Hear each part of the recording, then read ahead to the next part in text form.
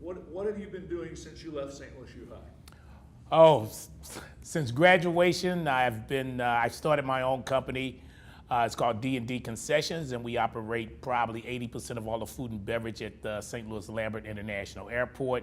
Also have another partnership, and we do the food and beverage and concessions catering at the America Center. What was your experience as a student like when you were here? It was a great experience. I couldn't ask for a better educational foundation coming in 1969. And you have to remember, at that time, we had just finished a lot of crucial things in the United States. We finished the 67, 68 riots. So we came in right at a time of 60, 69. And I just had a great time here. Met a lot of great students. We're friends today. We get together. We still communicate constantly. So I had a great experience here. Okay. What sports or other activities besides academics did you participate in? I played football for 4 years. We were the only team to go undefeated in our senior year, and we didn't go to state championship, but the Post-Dispatch rated us #1 in the state. So, very good. Did you beat CBC? Beat them 4 years. Okay, good. How would you define this school in terms of academics, culture, spirituality to someone who's not familiar with the school? Academically, high achievers, extremely high achievers. And at the time, we took an entrance exam, and it's always in my mind how we were accepted into the school. And at the entrance exam, there were probably 600-700 students taking an entrance exam. And I remember vividly, like it was yesterday, the priest standing on the stage in the old auditorium saying, "Hey, we are only going to accept 225 students." So as a young black man looking around, I said, wow. I said, that means just a couple of hundred people aren't going to get into this school. So that right there set the tone for me coming into St. Louis University High School. Okay, if you had to pick one word or a short phrase to define St. Louis U High, what pops into your mind? Spiritual achievers. And I say that because after graduation, I think there's quite a few of us. We have that Ignatius spiritual that's been embedded in us for 4 years, and we carry it forward when we get out into the community doing a lot of great things. And of course, it's men for others. To me, it means like you're just a humble servant. We don't ask for a lot of praises or anything like that. We just go out and do what we're supposed to do. We go to the challenges. We're out there fighting in the streets, helping others that can't help themselves. So it's just a spiritual achievement, that I receive here. I think you were looking at my script because that was my next question.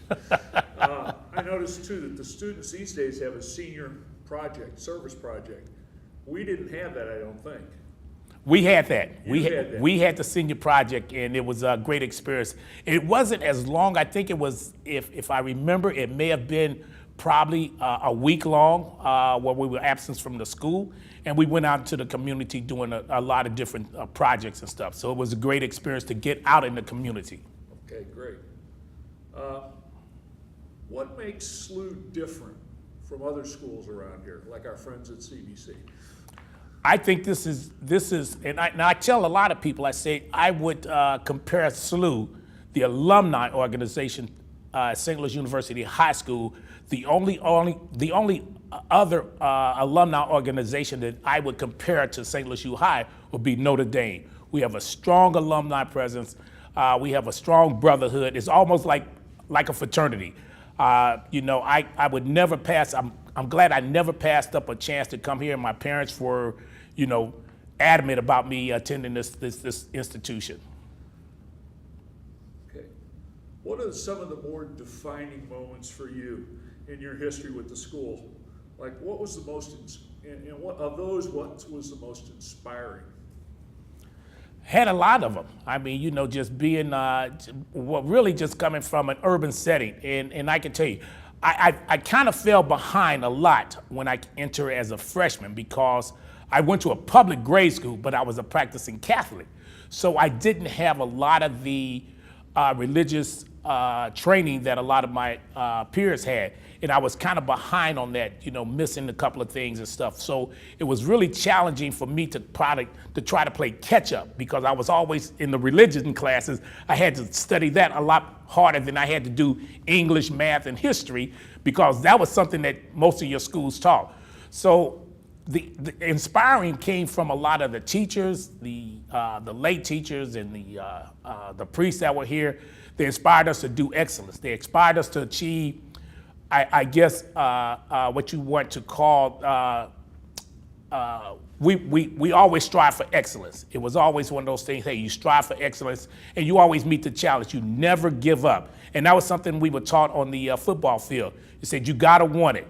And what we used to always say, you gotta want it, Blue Buddy, you gotta want it. So we always go after, the things that we need. Okay. Now, who at SLU, if you could think of all the people you knew, especially on the staff or the coaches and teachers, who had the most influence, most lasting influence on you? Ebby, oh, no, I shouldn't say that. Edward Ebby Dunn. He was my junior year math teacher, and inspired me to go into mathematics. When I graduated, I went to St. Louis University, and I majored in mathematics because of Ebby Dunn. He was a great teacher, a great leader, and truly a great friend. Good. Talk about your experience at SLU as an African American. I mean, obviously you would have somewhat of a different approach, a different view of the school. Oh, yeah. Again, when we entered the school, it was in '69, so we just came out of the '67, '68 riot, so it was a different atmosphere here. We didn't have, I would consider I did not witness any type of overt racism. We had a lot of friends that, I think what happened in that particular class, that '69 freshman class, we had a common enemy, and that was the establishment, because also at the time you had the Vietnam War going on. So the school relaxed a lot of policies, as I remember. And it may have been the year before, but I remember the years prior to me entering with my older brother, you had to wear the collar shirts, and your hair had to be cut a certain distance from your shirt and everything else. But as we entered, we could wear afros and cornrows, and my white friends, they had long hair. So we had one common goal, and it was against the establishment. Whether you were anti-Vietnam or you came out of the riots and you understood what was going on in our urban areas and stuff. So we had a really good friendship, and we were able to talk and discuss a lot of racial information was discussed all the time. We used to have, it's so funny, a lot of times we would party. We would take our friends over to North St. Louis. We would go to the Ville neighborhood. We would go to the Blue Mar projects, and we would have parties there, and our white friends would enjoy it. We would go out to West County with them. So it was one of those things where we had a great friendship, and I cherish that. And again, 45 years later, almost 50 years later, we still get together and we talk, constantly. So I cherish that. Okay.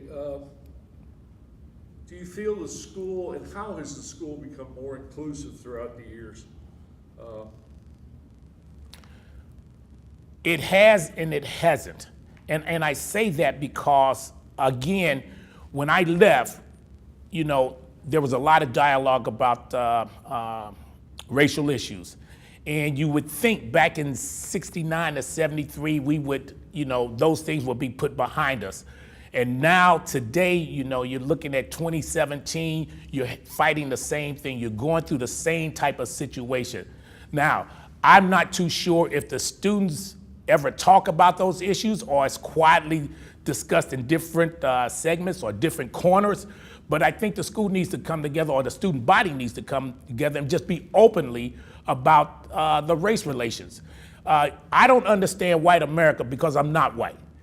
Whites don't understand black America because they aren't black. But if we come together and we have this dialogue, we could talk about it. And the only way you're going to get around this or make everything a lot better or make us unified is we have to discuss the issue so you'll have a frame of reference. I understand because we've talked about it. I understand your frame of reference to a particular issue.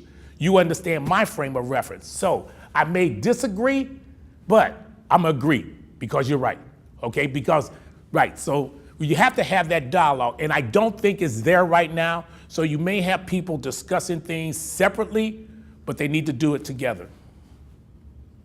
Okay. Who are some of our African-American alumni pioneers, and how do you feel they contributed to our community and nation? Oh, there's a list. I can rattle off probably about 10 or 12 African Americans now, or that came through this institution that that are doing or did a great job for the community. One of the early pioneers was Henry Hampton, who graduated, I think, in the mid-50s, went on to Washington University. He was the creator and producer of a series called Eye of the Prize, which chronicled the civil rights movement from 1954, Brown versus the Board of Education, to 1965, which was the Selma and Montgomery marches. Now, he did a part 2 to that, which chronicled the movement from 65 and I think to like maybe the 80s. But that first part, he was the producer and creator of that, and he was a St. Louis U High graduate. You had Ben Williams, who became an educator out in St. Louis, St. Louis community. I could talk about Dallas Park, who's done a great job as being a civil servant. Charles Curtsey, again, a civil servant. My older brother, who's a surgeon, who chose to go to work. He went out to LA. Now, in LA, if you're a surgeon out in LA, you just print money. But he chose to work in a hospital in the urban areas because he wanted to help people and stuff. And that was his goal. And again, that's what was taught to us as students here at St. Louis University High School. You have Sterling Miller, who's still a civil servant working in the city, trying to help the city of St. Louis move forward. Michael DeBond, who's the expert on sickle cell anemia, which affects African Americans. You have my son, Darryl Jones II, who's working with the Urban League, who's director of community outreach. So you have young and you have old alums that are doing so much out in the community, it's unreal. Great. Can you relate what impact St. Louis U High has had on the community as a whole? Oh, absolutely. Like other schools, they chose to move or they did not have the financing to stay open. St. Louis U made a conscious investment in the city of St. Louis, said, hey, we will remain in the city of St. Louis, starting with the Performing Arts building that they built back in the 90s. They constructed in the 90s. I think it was like an $18 million investment for that Performing Arts building. So they made a conscious effort to say, we will be here in the city of St. Louis, and we will select students from every zip code in the metropolitan area. So we are not moving. We're making a conscious effort to stay here, and we're going to build a campus that's appealing to everyone. Okay. Tell the viewers of this documentary why SLU is the best choice for secondary education of academically qualified young men. It's the only academic institution. So, right. So when you have only one, when you have only one institution, what can you say about it? It is the only one. I mean, we produce scholars, and as always reported, we have numerous students that are the SAT scholars, and they go on to doing a lot of great things at different universities and stuff. So we produce a lot of scholars. We produce a lot of people that are concerned about the citizens of the metropolitan area. So we have these scholars coming out, and I don't think any other school, personally, I don't think any other school in the area or this state can match St. Louis University High School. Okay, well, as an alumni and benefactor, why do you feel it's so important to give back to your alma mater? Because they gave me so much when I was here, and it's just befitting for me just to give back. I go back on the foundation that I received here from the Jesuits, the foundation from the lay teachers here, the friendships that I made coming to this institution. So they've given me so much, so it's only befitting for me to give back to the community in every way. I'm just blessed. I'm blessed, and you know, I will tell everyone that when I wake up in the morning, you know, I put my feet on the floor, and with minor aches and pains, I'm able to get out there and do God's work. You know, so I'm out there constantly trying to do what I need to do to help, you know, help the community. Okay. Yeah. If you were talking to prospective parents, in other words, parents of a prospective student for St. Louis U High, what would you tell them about why they should send their boy here? I will first tell them, I said, this is not, if you're coming for athletics, this is not the place. If you're coming for academics, if you have a high achiever and you want that cultivated, this is the place to go. I said, this is a place where you're going to be surrounded by high achievers. Don't be discouraged by if your son is used to getting all A's. Don't be discouraged because he may slip up and get a B or a C in a class. Everyone's a high achiever in this institution, and you're going to meet great people that are going to be lasting friends forever. And I would tell them that, hey, you know, take it from me. I was not a high scholar. The grade school that I came out of, I was at the top of the grade school, but when I was over here, I was probably in the middle of the pack. And I treasure that, being in the middle of the pack, because I know students. I continue to interface with students that were below me, and I interface with students that were above me and stuff. So it's a great institution.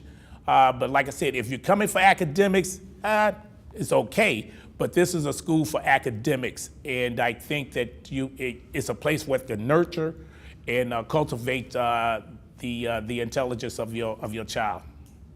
Okay. Now, is there anything else you would like the viewers of this documentary to know about you and St. Louis U High? It's a great institution, and I'm just happy and pleased and honored to be here to talk to and to be a part of the video archives. You know, to celebrate the closing of the second centennial and the opening of the third. So hopefully, great grandkids can see this and they can say, "Hey, that's my grandpa's." Great. Well, thank you very much, Darryl. We really appreciate it. Well, thank you.